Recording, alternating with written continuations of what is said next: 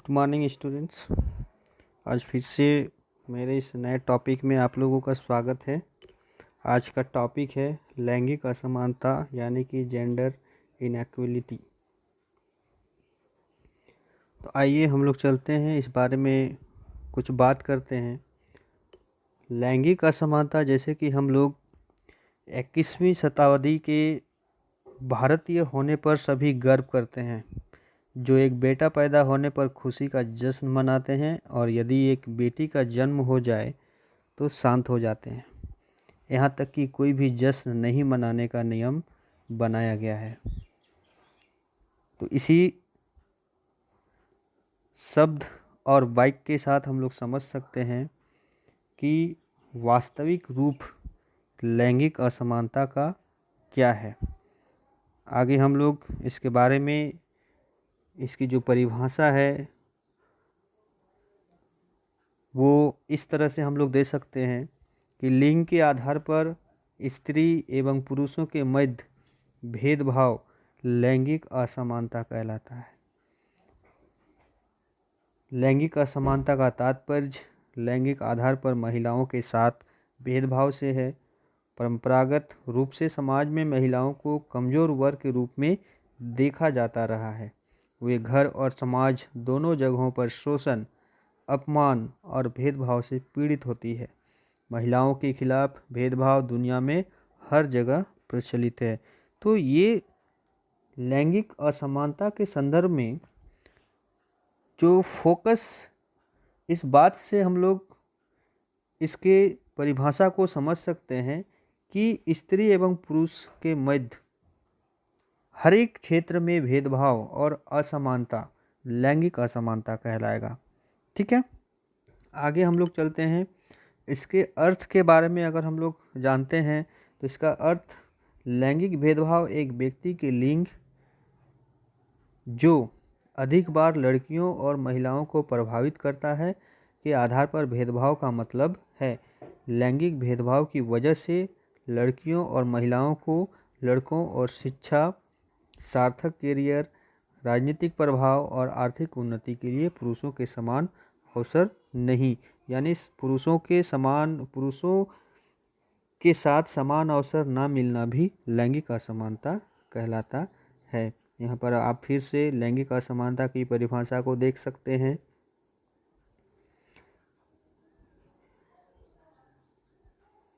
अब हम लोग बात करते हैं लैंगिक असमानता के कारणों के बारे में, यानी कि लैंगिक असमानता के क्या कारण हैं, काउजेज ऑफ जेंडर इनइक्वालिटी।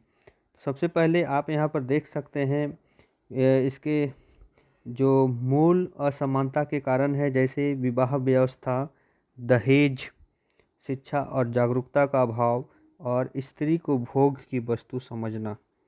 इसके आगे और भी है गरीबी, निरक्षरता, रोजगार सुविधाओं की कमी, सामाजिक ऊंचाई, सामाजिक रीति रिवाजों, मान्यताओं और पद्धतियों। फिर जो लास्ट है नंबर 6, महिलाओं के बारे में जागरूकता का अभाव। तो ये जो भी फैक्टर्स हैं वो भारत में लैंगिक असमानता के कारण के रूप में जाने जाते हैं। यहाँ पर भी आप लोग देख सकते हैं some of the factors responsible for gender inequality: literacy, child marriage, social evil, discrimination against the girl child. और आप इसके आगे देख सकते हैं टाइप्स ऑफ जेंडर इनइक्वालिटीज में inequality in family, natality inequality, professional और employment inequality, ownership inequality, household inequality, special opportunity inequality इत्यादि। तो ये जितने भी हैं वो टाइप्स ऑफ जेंडर इनइक्वालिटीज़ के अंतर्गत देखे जाते हैं।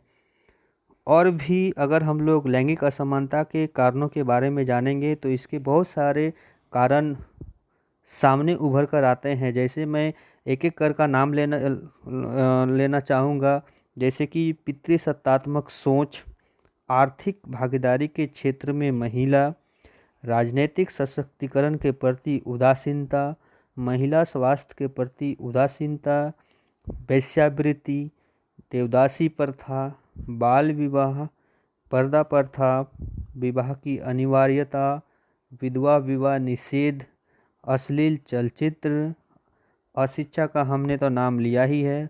इसके बाद घरेलू हिंसा, परंपरागत सोच, तकनीकी के क्षेत्र में महिलाओं की कमी, व्यापार के क्षेत्र में महिलाओं की कमी, महिलाओं के विरोध हो रहे अपराध को रोकने के लिए सशक्त कानून का अभाव, श्रम शक्ति के क्षेत्र में महिला की भारी कमी, संपत्ति पर महिला का अधिकार न होना, मीडिया के क्षेत्र में महिला की भारी कमी, खेल जगत में महिलाओं की भारी कमी, महिलाओं को समान कार्य के लिए समान वेतन न दिया जाना, गरीबी, जाति, अपराध, सामाजिक संरचना, भेदभाव इत्यादि हम लोग इन कारणों को जान पा रहे हैं, जिसके कारण लैंगिक असमानता की पृष्ठभूमि तैयार होती है।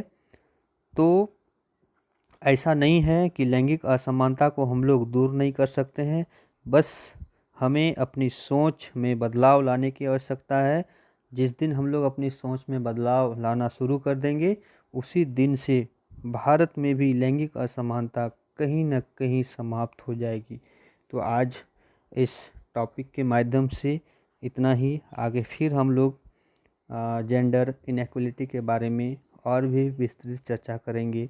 उम्मीद है आप लोग इस टॉपिक को समझ पाएंगे और कहीं न कहीं आप इसके लाभ उठा पाएंगे। Thank you.